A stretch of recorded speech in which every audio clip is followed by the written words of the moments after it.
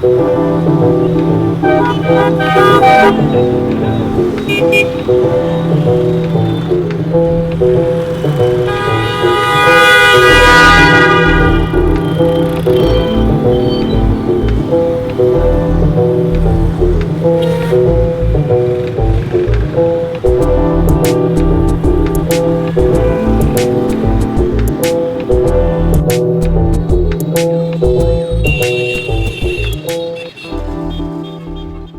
are in a little side street in Ho Chi Minh City, and I've got Lynn here teaching me how to make the traditional Vietnamese coffee.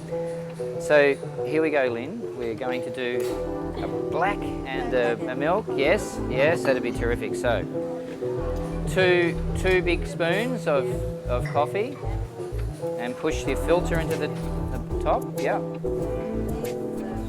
Sugar. So this is condensed milk. Two, yeah. So this one, the first one that she did with the sugar is just the straight black coffee, and then with the condensed milk, it's our what we call a milky coffee. She puts the hot water into this little canister and puts the glass in just to keep the sugar and the glass and the milk warm. And this is a thing that I didn't actually know what you should do. Is just you drizzle a little bit of the hot water over the top to like pre-infuse the coffee, so it just soaks the coffee and then pours the rest of it over. So this is just a fantastic ceremony. It's just terrific. And so the lid goes on to keep it nice and warm, and the glasses go down the side. How long does it take before the coffee's ready? I think it's 4 minutes. 4 minutes? Yeah. Yeah. So you now serve to the customer, and then they do all of this now? Yeah? Excellent. How good's that? So can't wait to drink it. Do you enjoy Vietnamese coffee? Yeah. You drink coffee every day? I'm very like. Yes, very nice. Every day. Every day? How many coffees? 3. 3, yeah? Oh, good. Excellent. Okay, so over the last few days we've enjoyed the Vietnamese hospitality and the experience and the culture of this great country. Check out buying one of those little coffee makers, the Vietnamese coffee makers. You can buy them at any Asian grocery store for a couple of dollars. Grab yourself some dark roasted coffee, grind it really nice and coarse for yourself. Make sure you buy some condensed milk, put it all together as we've prepared it, and enjoy. Cheers. I love Vietnam coffee. Sir, would you like your coffees? Yeah, there you go.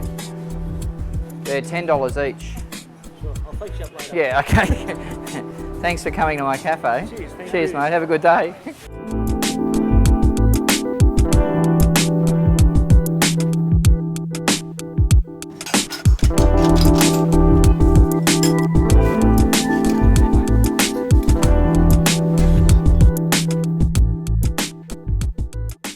So over the last few days we've been travelling a little bit around Saigon in search of the traditional Vietnamese culture, but also the coffee.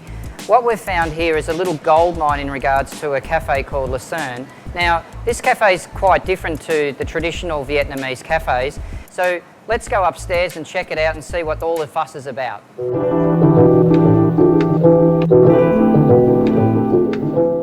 The guys and I have been on a quest to try and find some good quality coffee, probably a little bit Melbourne style, if not Australia style, but certainly from my point of view a Melbourne style. And we've discovered a place which is called Louisine. And I have got Laurie here. Thank you, Laurie, for spending some time with us.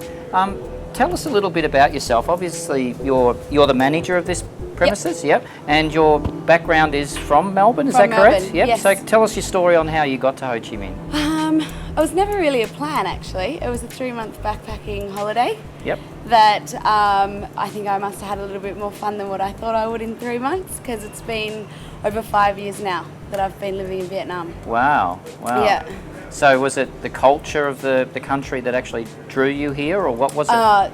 The people, yeah. Yep. People are really friendly, and I don't know, it just sucked me in.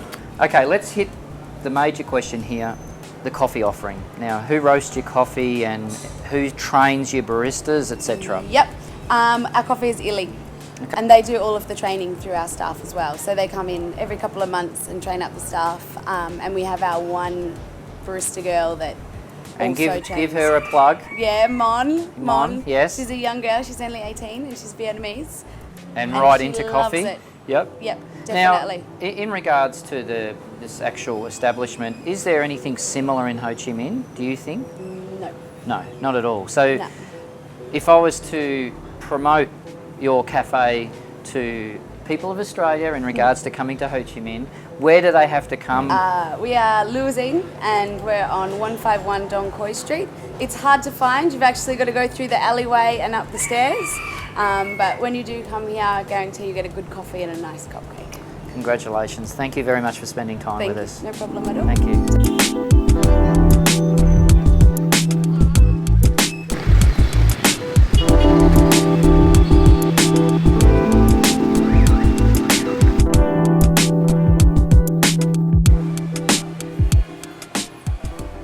I'm here in a street cafe with Virginia Holloway from Hanoi. Virginia's been working on some projects with street kids and disadvantaged youth over the last 2 years. You're now working with an organisation called Blue Dragon. Tell us a little bit about that group. So Blue Dragon Foundation works specifically with children who've been trafficked and who come from really, really disadvantaged, very poor families. And what Jeremy and I are working with them now is to give them very, very intense specific training. So in the areas of barista training, bar and front of house training. A little bit of kitchen training using proper food handling skills, that sort of thing, so that we can work with them in our cafes and then get them out there and get them jobs. Virginia, you use Oraberry Coffee, farm coffee in your cafe, which is a collective. Tell us a little bit about that organisation. So we decided to, keeping with our whole social enterprise network that we've created here in Hanoi, we wanted to work with Oraberry because they are working specifically directly with the coffee farmers in Vietnam. So they're trying to cut out as many middlemen as possible, so that the farmers are getting the absolute best return that they possibly can, which just hasn't happened in Vietnam before. Oraberry do a fantastic job working with their collectives and promoting sustainability and all of the things that we're about. In keeping with that, we're also working with Donkey Bakery, who are a group working with mostly physically disabled people from the streets as well, and just trying to keep as many of those sort of social enterprise groups together as a collective as we can.